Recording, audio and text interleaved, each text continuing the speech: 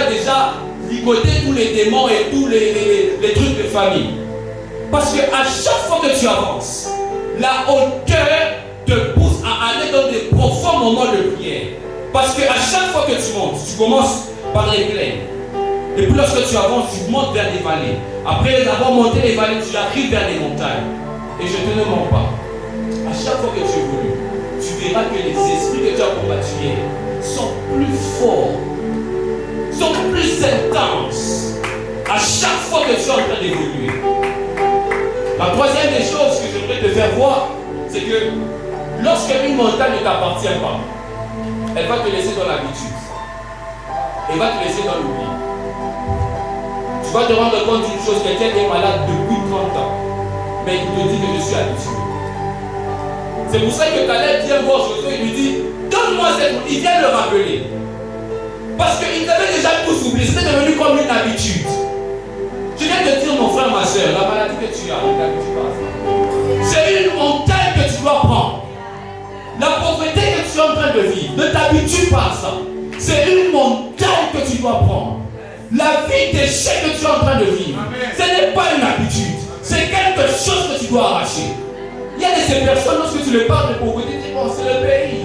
Frère, ce n'est pas le pays. C'est que la montagne t'a poussé à t'habituer à ce mode de vie. Il y a de ces personnes qui touchent 100 000 $ en un jour. Toi, tu es habitué à toucher toujours 1000 francs. La montagne te pousse à s'imposer à ce style de vie. Quand tu pries et que tu engages cette prière pour prendre cette montagne, quelque chose doit se passer. Lorsque tu entres en prière et tu te dis non, non, je dois prier pour prendre ma montagne, c'est soit tu prends, soit tu prends. Ça, c'est bon. Parce que tu ne peux pas entrer et sortir tel que tu es venu. Tu es venu changer l'histoire de ta famille. Tu es venu changer l'histoire de ton nom. Mais lorsque tu arrives ici, tu te dis bon, on est habitué. Ah, oui, les frères d'Ami, lui en tout cas, on est habitué. On est habitué. Lorsque tu te rends compte que ta vie devient une habitude, sache qu'il y a une montagne. Ah bon, nous on est habitué dans la famille, tout le monde ne se marie pas. On est habitué. Sache qu'il y a une montagne. On est habitué. Bon, chez moi, tous les hommes ne se marient pas. On est habitué. La montagne te fait oublier que ce que tu es en train de vivre est anormal. Amen. Et la quatrième des choses pour lesquelles je voudrais parler, c'est que à chaque fois que l'on parle de montagne, lorsqu'on parle de montagne, il y a ce qu'on appelle les maîtres des forteresses. Vous savez quoi les maîtres des forteresses? Parce qu'à chaque fois qu'il y avait bataille, les guerriers les plus forts et les guerriers les plus vaillants protégeaient les biens les plus précieux. C'est pour ça que vous allez vous rendre compte que Israël avait déjà eu Canaan, mais Israël n'a pas pris Hébron. Parce que la montagne que Caleb est en train de demander, c'était ça Hébron. Hébron, c'est le nom que Israël a donné. Mais avant ça, le nom de la montagne s'appelait Kirja Arba. Kirja signifie domaine, lieu. Et Arba signifie maître des Anakim. Le plus géant est le père des Anakim. C'est qui veut dire que l'homme le plus fort des Anakim, l'homme le plus fort des géants, protégeait la montagne la plus importante de Canaan. Tu as eu Canaan, c'est vrai. Mais le lieu stratégique de Canaan, c'est Hébron. Tu as eu l'argent, c'est vrai. Mais il y a quelque chose qui te manque. Tu as eu le mariage, c'est vrai. Mais il y a quelque chose qui te manque. Parce qu'on appelle Hébron lieu d'alliance, lieu de paix. C'est qui veut dire que si tu n'as pas encore pris Hébron, tu peux avoir pris Canaan, mais tu ne vas pas là. Tu peux déjà avoir pris Canaan. Ou frère Econan, Akouda, ou frère, ou frère. Mais tu vas te rendre compte que quand tu parles à ce frère n'a pas la paix. Ce frère a pris Canaan, mais il n'a pas pris Canaan.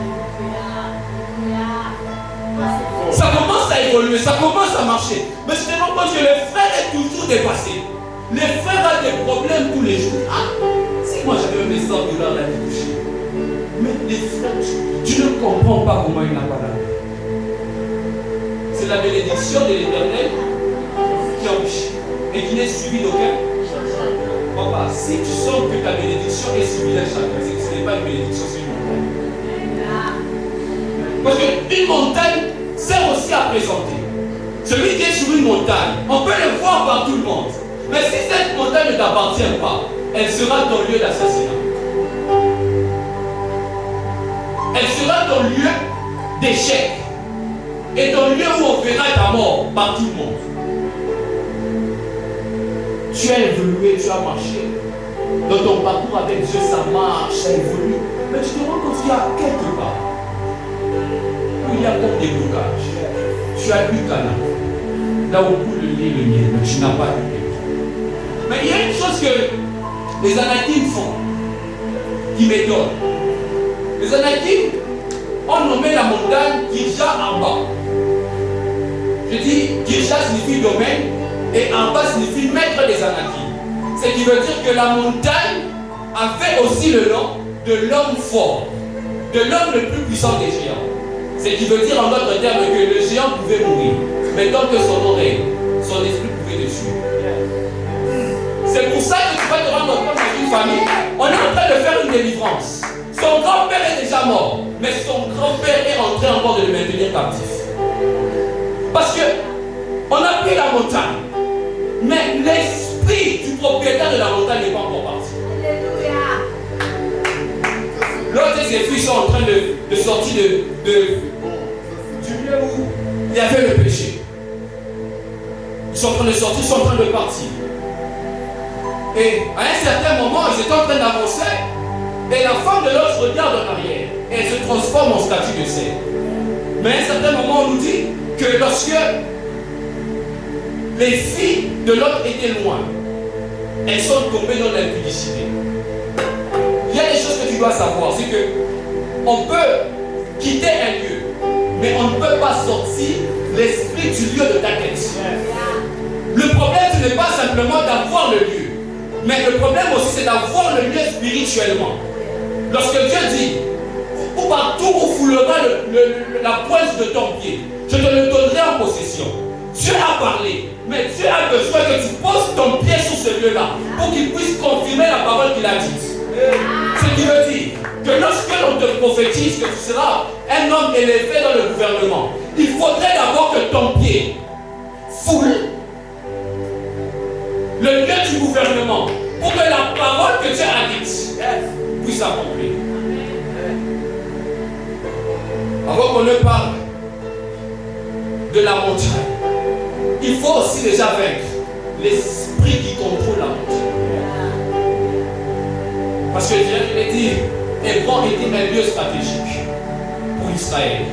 Et la parole de Dieu me dit que lorsque Hébron a été pris, la paix s'est installée en Canaan.